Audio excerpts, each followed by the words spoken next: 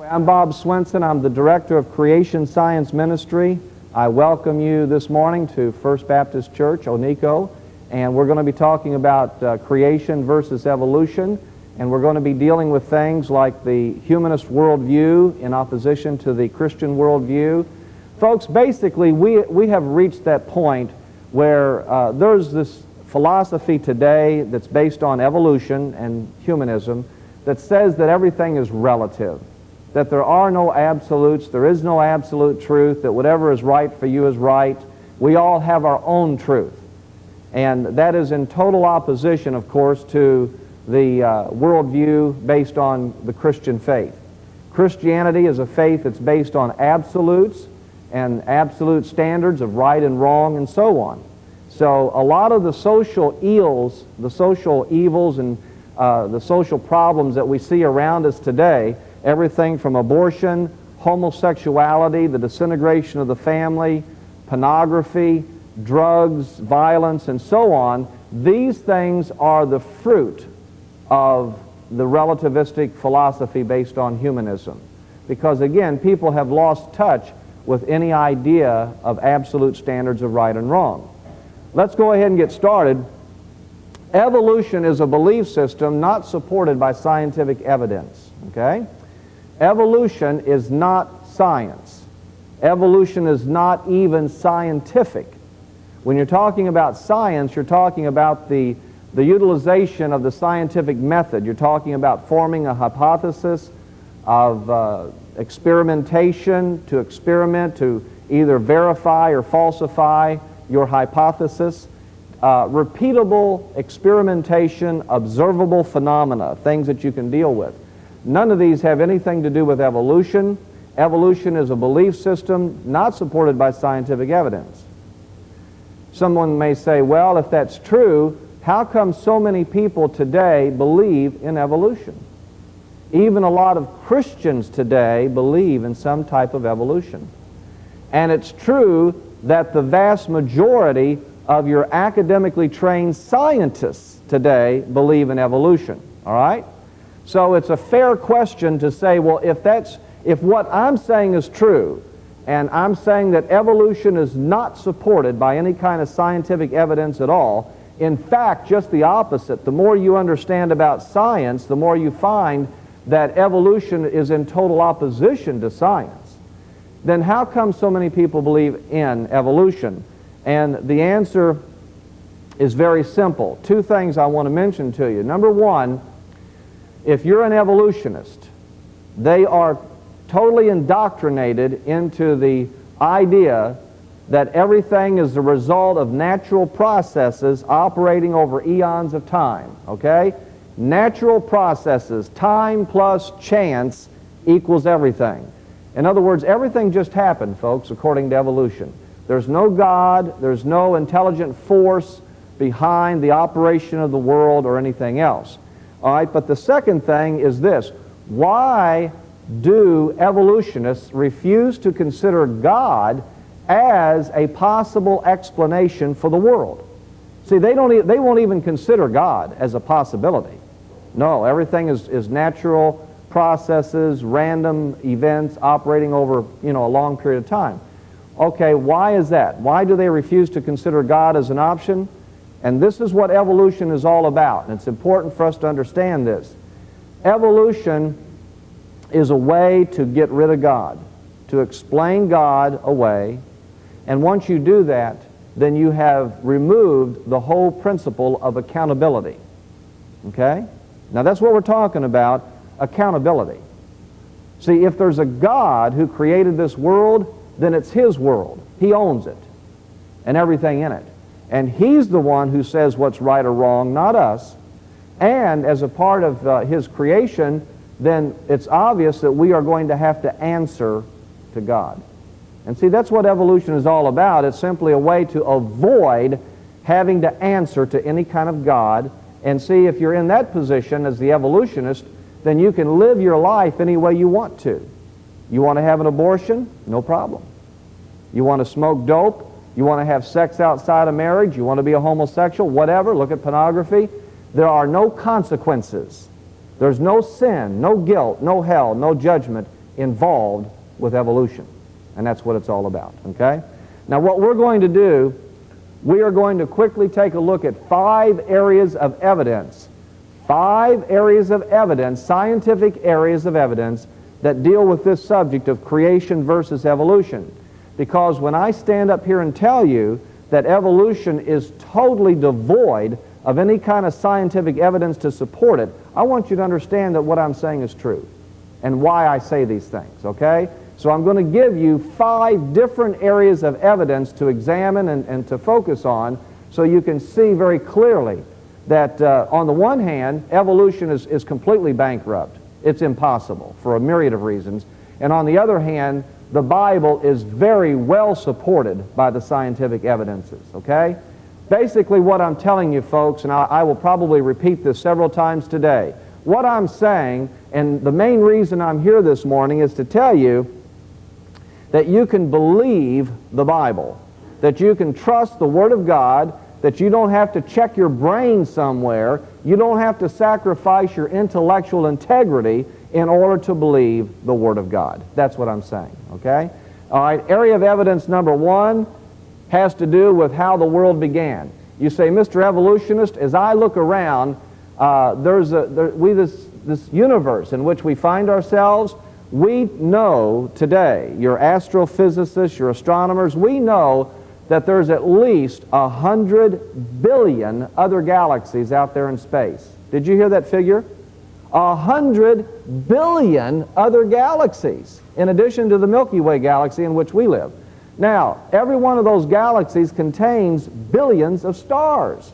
Many of those stars are much, much larger than our own sun. Let me ask you a question. Are we talking about a lot of mass here? The universe? Does the universe contain a lot of mass? That's a lot of mass, isn't it? 100 billion galaxies? Well, according to evolution, all of that mass started out as a single atom. They call it the cosmic egg. And I don't know whether you can see it, but, well, just imagine, well, here, you can see that little red dot. I don't know if you can see it there on the side of the screen, that little red dot. But that little red dot is much bigger than the universe was in the beginning, according to evolution. So we're talking about something the size of an atom. They call it the cosmic egg. And this cosmic egg, according to evolution, contained the entire universe. Folks, I have a tremendous admiration here for the faith of the evolutionist. That's an unbelievable faith, isn't it? To believe that the entire universe started out as a single atom. Aren't you impressed with that? I am. But anyway, let's put this in the form of some questions that we can ask the evolutionist. Question number 1, Mr. Evolutionist, where did that little cosmic egg come from?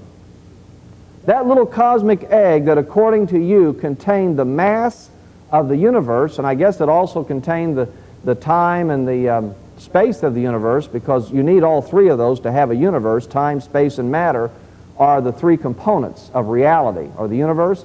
And where did they come from? We want to know. Can you explain that to us, Mr. Evolutionist? Guess what? They have no clue. They have no idea, and they don't even try to explain the origin of time, space, and matter.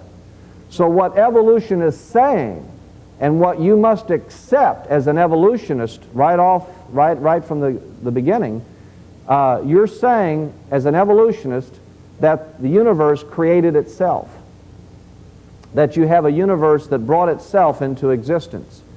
And folks, without dragging this out, let me just put it very simply. In order to accept or to take that position that the universe created itself, you have to virtually get rid of all science. You have to throw science away, because it violates every scientific principle that we know. Not only does it stand in opposition to every scientific principle and law of which we have any confidence in at all, but it also is a complete rejection of every system of rational thought known to the human race. Because again, if you go to the bottom line as far as understanding and orienting to reality, the bottom line is cause and effect. Okay? How do we understand reality? How do we relate to reality? Cause and effect. For every effect, there has to be what? a cause. And to say otherwise is to throw all of reality away, which is what evolution does. That's exactly what they do. To believe evolution, you must completely reject reality. All right? Number two, I've said 5 areas. Number 2 has to do with the fossil record. The fossil record. For those of you who are interested in this subject, you'll find it interesting for me to share with you that what we call Darwinian biological evolution, the idea that you start with single-celled organisms and you wind up with man, and you have all these transitional stages in between. Those single-celled organisms became invertebrates. Those invertebrates turned into fish. Fish became amphibians. Amphibians turned into reptiles. Reptiles became birds and mammals. And then finally man. That's what evolution says. That whole process of biological evolution, what we call Darwinian evolution, was based on something before it. And what came before it and what formed the foundation, the superstructure for Darwinian biological evolution is geological evolution. Before there was Charles Darwin, there was a man named Sir Charles Lyell, L-Y-E-L-L. And Sir Charles Lyell is considered to be the father of evolutionary geology. And folks, here's what they say, and here's what evolution is built upon. They say that there were 12 geologic ages, and there was this tremendous buildup of sedimentary deposits around the world, and that's where you find all your fossil remains, billions of fossil remains. And they say that down in the lower strata of rock, which according to them are the Otis strata, you find the simple organisms, amoeba, bacteria. And as you go up the column, up the geologic column to the more recent strata at the top, according to them, you see a greater and greater complexity of life forms. That what you actually see in the geologic column is the single-celled organisms at the bottom, the invertebrates next, the fish, then the amphibians, then the reptiles, and so on. Okay? Well, folks, if evolution is true in any sense at all, think about this. According to evolution, all of this happened very, very slowly. We're going to take the example. I have an example I want to use here. The example is lizards turning into birds. Lizards became birds, according to evolution. Did you know that? And according to evolution, it took about 80 million years. It took about 80 million years for lizards to become birds. Now, folks, you don't have to be Einstein. You don't even have to have a background in science to realize that if that's true, then there has to be an unbelievable record of transition going from lizard to bird, right? And during the first part of this process, when we look at the fossil record, we would expect to find creatures that are mostly lizard and starting to become a little bird-like. Halfway through, what would we expect to find? Creatures that are what? Half lizard and half bird. By this point, we should see creatures in the fossil record that have skethers. Skethers, scales turning into feathers, or legs evolving into wings, and so on, okay? And as you get towards the end of this 80 million year period, we should expect to find creatures that are mostly bird with, vestiges of lizard thrown in, towards the end. Now, this scenario that I just described to you, and I see some of you kind of laughing and smiling, and it is kind of funny, right? Because it's such a violation of common sense. But folks, this is exactly the point. This is what evolution wants you to believe. Now, if that's true, then there must be a tremendous record of transition in terms of those intermediate creatures in the fossil record. Folks, guess what? There are no transitional forms to be found in the fossil record. None. None. And please understand what I'm saying. If evolution were true, it wouldn't be a matter of scrounging around looking for missing links here and there. We would be totally inundated. We would be swimming in transitional forms. You know what you'd have to do to find a missing link? If evolution were true, go stick your shovel in the backyard, because they would be everywhere. all right? And that's just common sense. Number three, you say, Mr. Evolutionist, as I look around this beautiful planet of ours, I cannot help but be struck with the fact that there is a tremendous diversity and variety of life forms on this planet. There are fish, insects, birds, animals, people, flowers, vegetation, all kinds of different life forms on this planet. How did all this begin? How did it start? Here's what they say. According to evolution, eons and eons ago, in a primeval past period of Earth history, or as I like to say it, once upon a time long ago, there was this primitive atmosphere around the Earth. According to evolution, the atmosphere around the Earth was completely different than what it is today. And the atmosphere at that time was made up of only 4 elements: carbon dioxide, methane gas, ammonia, and water. By the way, there is no evidence that this atmosphere ever existed, none. And there's a lot of evidence to say that it's impossible that it ever existed. But be that as it may, we're going to give it to them, say, okay, it existed. According to evolution, through energy supplied by the sun, acting with these elements, those 4 elements, there was the spontaneous formation of amino acids in the atmosphere. Now, in case you're sitting there thinking, well, Brother Bob, this really doesn't bless me a whole lot. Well, let me explain where I'm coming from. If you're an evolutionist and you're trying to come up with a theory of how life began, you've got to have a starting point. And amino acids is a good starting point because it takes amino acids to make proteins. It takes proteins to make nucleotides and enzymes and so on and so on. So that's a good place to start. So according to them, there was the formation of amino acids in the atmosphere. These amino acids drifted down through the atmosphere, collecting in little pools of water on the earth, forming what they call organic soup. Organic soup. Was it chicken noodle? We don't know. For all we know, it could have been clam chowder or minestrone or anything. But anyway, it formed this organic soupy mixture. And then there must have been some kind of interaction going on between these amino acids in this watery environment. And somehow, totally undirected, with nothing guiding the process at all, totally by accident, these amino acids formed themselves into molecules, even encasing themselves with a membrane. And folks, to be honest with you, if you've had one semester of biology, what I'm describing to you is enough to put you into a fit of laughter. It's so bizarre. But anyway, then it gets worse. These molecules, once they formed, they must have gone off to college somewhere, maybe Florida State or University of Florida, we don't know. But anyway, they were smart enough when they got back together, these molecules, to develop their own genetic code.